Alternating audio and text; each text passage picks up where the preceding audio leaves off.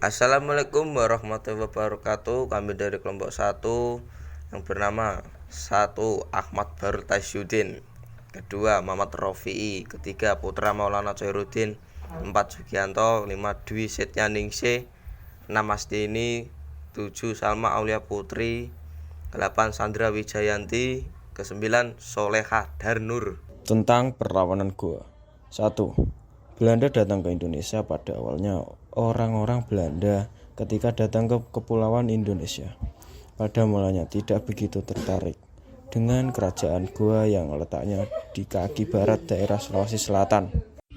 Yang kedua, Belanda mulai tertarik ke pelabuhan Goa Belanda pada mulanya dalam perjalanan ke timur sesudah berangkat dari pelabuhan-pelabuhan Jawa. Mereka meneruskan perjalanannya ke Maluku.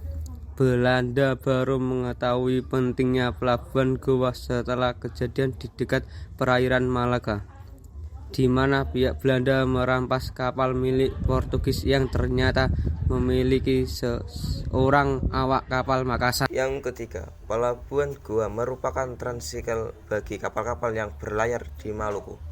Dari orang-orang Makassar inilah Belanda mengetahui bahwa pelabuhan Goa merupakan pelabuhan transikal bagi kapal-kapal berlayar di Maluku. Oke, selanjutnya nomor 4. Pelabuhan Goa strategis pada saat itu. Belanda berkesimpulan pelabuhan Goa sangat strategis karena terletak antara Malaka dan Maluku. Selanjutnya, kelima. Belanda menjalin hubungan dengan Sultan Goa.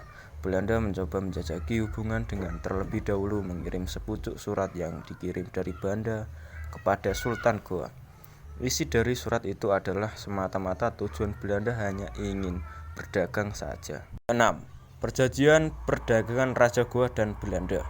Raja Goa mengundang Belanda berkunjung ke pelabuhan Goa, tetapi dengan tekanan bahwa Belanda hanya boleh berdagang saja di Goa.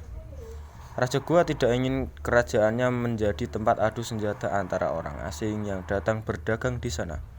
Atas undangan Raja Goa, pedagang Belanda mulai datang ke pelabuhan Goa untuk berdagang. Ke-7. Penolakan Raja Goa terhadap Belanda untuk menyerang Banda.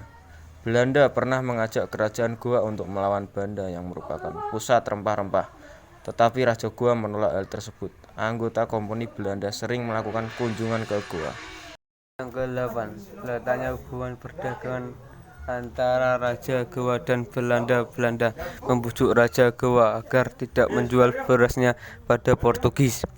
Akan tetapi Raja Goa tidak ingin memutuskan hubungan dagangan dengan Portugis karena dianggap menguntungkan. Akhirnya keadaan Goa dan Belanda pun makin memburuk karena keduanya mempunyai kepentingan yang sama dalam perdagangan. 9. Penyebab timbulnya perselisihan dengan kerajaan Goa. Kelicikan orang Belanda yang hendak menagih hutang dari pembesar-pembesar Goa. Pembesar ini diundang untuk kapal Belanda untuk dijamu, akan tetapi mereka dilucuti oleh Belanda. Hal ini yang membuat kebencian masyarakat Makassar tidak senang dengan Belanda. Sebagai balas dendam, orang-orang Makassar membunuh awak kapal Belanda. Hal ini membuat John Pieter Coen menaruh dendam dengan orang Makassar. Kesimpulan, pada abad ke-17 di Sulawesi Selatan telah muncul beberapa kerajaan kecil seperti Goa, Talu, Sopeng, dan Bon. Di antara kerajaan tersebut yang muncul menjadi kerajaan yang paling kuat ialah Goa, yang lebih dikenal nama Makassar. Usaha penetrasi kekuasaan terhadap Makassar oleh VOC dalam rangka melaksanakan monopolinya menyebabkan hubungan Makassar dengan VOC yang semula baik menjadi retak, bahkan akhirnya menjadi perlawanan. Hal ini dikarenakan Makassar selalu menerobos monopoli VOC dan selalu membantu rakyat Maluku melawan kompeni. Pertemuan besar meletus pada tahun 1666 ketika Makassar di bawah pemerintah Sultan Hasanuddin, dan akhirnya Makassar menjadi dihancurkan dan dinyatakan menjadi milik VOC. Cukup sekian dari kelompok kami. Wassalamualaikum warahmatullahi wabarakatuh.